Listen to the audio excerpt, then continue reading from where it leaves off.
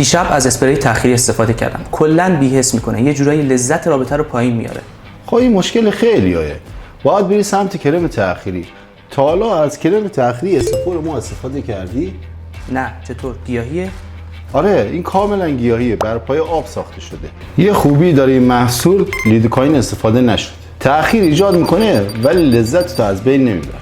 پس از اون مدلای کرخ کننده نیست. نه، دقیقاً این همون محصولیه که نه کرخ میکنه نه بی‌حس و کنترل زمان بهت میده بدون اینکه رابطت سرد بشه. خب مصرفش چطوریه؟ قبل از استفاده باید آلتتو بشوری تا چربیای زائده روی پوست آلت پاک بشن. بعد نیم ساعت قبل از رابطه یک بند انگشت از این کرم استفاده میکنی. خواستی رابطه طولانی تر بشه 2 بار استفاده میکنی. چطوری؟ یه بار نیم ساعت قبل استفاده میکنی، یک بارم 1 رو قبل رابطه استفاده میکنی. اوکی، پس من همینو میبرم. تقدیم شما. لطف کردین. پولانکس